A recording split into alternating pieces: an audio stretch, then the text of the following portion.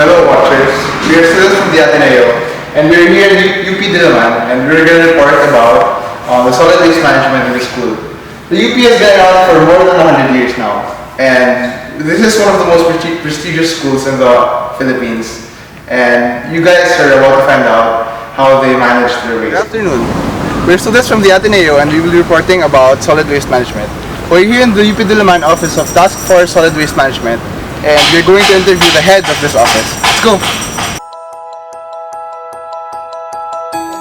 How do you promote waste management? During the building administrators meeting kung saan nga nagko-convene nga lahat ng building administrators.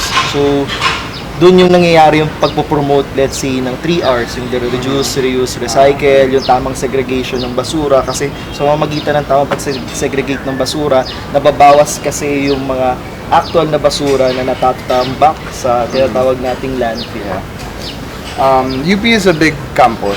How do you monitor the amount of waste considering it's a wide campus? So in terms of monitoring, hindi pa talaga masyadong namomonitor considering nasa sobrang laki. And currently here sa Task Force on Solid Waste Management na mas nagko-focus kami sa residential areas, we only have data on the residential areas but not as of the moment sa mga academic buildings. Thank you.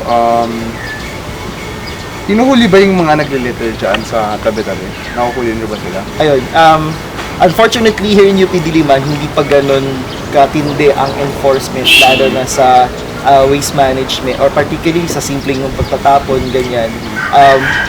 Pero ginagawa naman ng paraan ngayon ng universidad na at least magkaroon ng parang enforcement sa magitan ng parang pag-appoint ng tinatawag natin environmental police. So ang environmental police parang mga traffic enforcers yan na once na nahuli ka, i-issuehan ka ng ticket. Ganun. Okay. Yung mga nakukuha nyong waste, saan siya napupunta? Depende ng kind ng waste kanyan. So, linawin ko lang na in terms of municipal waste, there are 3 types. You have your biodegradable waste, recyclable waste, and residual waste. When you say biodegradable waste, so by definition, nabubulok. So, yung mga biodegradable waste, considering na nabubulok siya later on, magiging parang magiging part siya ng compost. Yung compost, you can treat this as parang fertilizer, low-level fertilizer or soil condition. So, at least may gamit. Yung mga recyclables, so these are mga waste na hindi nabubulok, pero pwede silang ibenta sa junk shop. So, yun yung para magiging destination nila. Example, yung mga lata, bote, plastic. Then last, yung residuals. So, residuals, ito yung mga hindi nabubulog at the same time, hindi nabibenta sa junk shop. Example, yung mga upos ng sigarilyo, extra packs. So, lahat yun, kinokolekta yun ng city government or for example, sa mga probinsya, ng municipal government at dadalhin yun sa landfill ng bawat munisipyo or ng city. Lahat ng mga nasabi ko mga final destinations, it is in accordance to RA 9003 or the Ecological Solid Waste Management Act of 2000. Okay, thank you. Are there specific places in UP na marami yung basura? Ayun. Ililink ko na lang siguro to sa parang waste characterization study na ginawa ng Quezon City. Base na rin sa nabanggit ko kanina na 3 types ng municipal waste wherein sa nabubulok, it comprises 56% of the total waste. So, considering na parang more than half, tapos nabubulok, most likely you can associate dyan yung mga food waste o yung mga yard waste. So, for example, you can think of yung mga kainan. So, yung mga kainan, tapos yung mga lugar na talagang mapupuno.